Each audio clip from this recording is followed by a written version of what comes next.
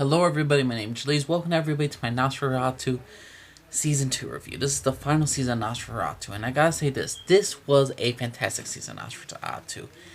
And is gonna be spoilers and some non-spoilers, so I'll just let you know. This season had an 8-year time jump. So Vic McQueen is now married to Lou.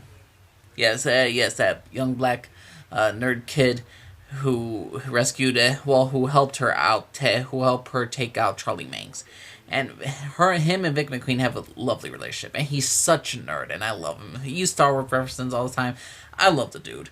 And their son, which is actually Craig's son, and Lou adopted him, it is none other than Bruce Wayne McQueen, as he doesn't want to be ever called Bruce. He says, no, call me Wayne, and not Bruce.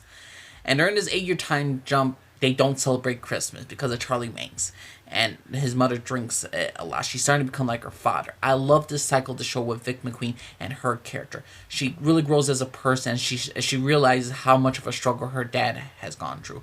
Because her dad and her grandfather both went through war. And they both came back different. And they both came back with PTSD.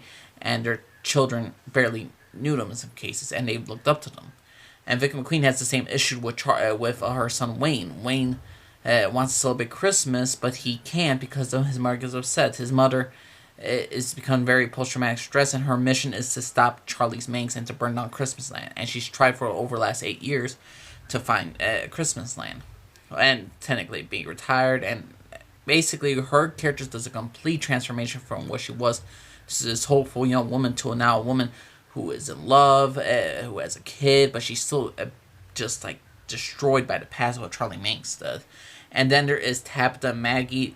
They got together, obviously. Go figure, the stereotypical tough female police officer gets with the girl Maggie, and they have a relationship. But the thing is with them, Maggie is using her powers, and when it does, it really starts to take the toll of the gift of all these big people, all these supernatural people. What their gift gives them, it takes away from them, and then Maggie starts to have seizures and all that stuff. So it's just a messed up thing what's going on with her.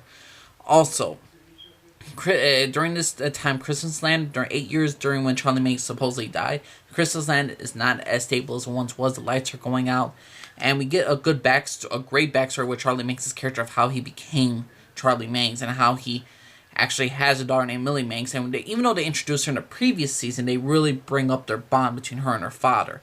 And this entire season is all about the hunt for Charlie Manx and Christmas Land for Vic McQueen to hunt him down before he gets his revenge, because Charlie Manx wanted revenge on Vic McQueen for nearly killing him, so he's going to take her child away.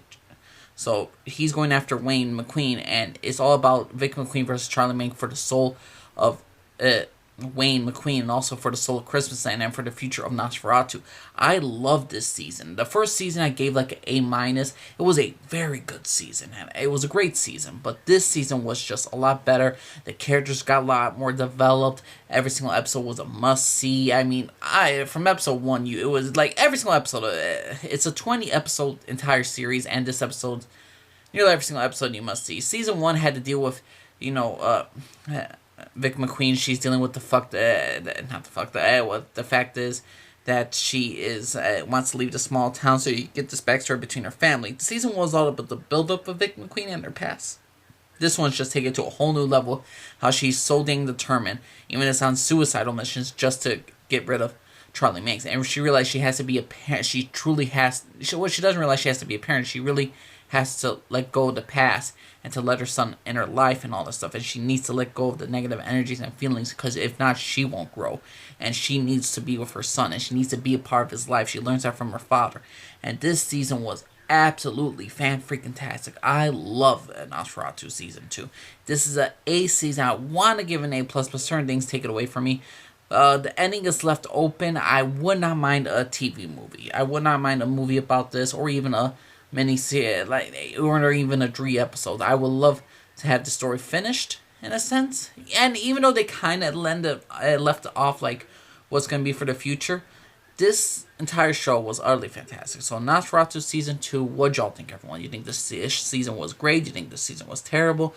Do you think this is a complete good ending for NOS4A2? What's your personal opinion, everybody? Do you want, like me, to have a Season 3, the final season, or do you want to have like a movie? I could go with either one because this story and this world is just phenomenal. So, and the guy who made this show is actually the son of Stephen King. So, they go figure. But Nosferatu season 2, what y'all think, everyone? Named Jaleesa, Harvard, everybody.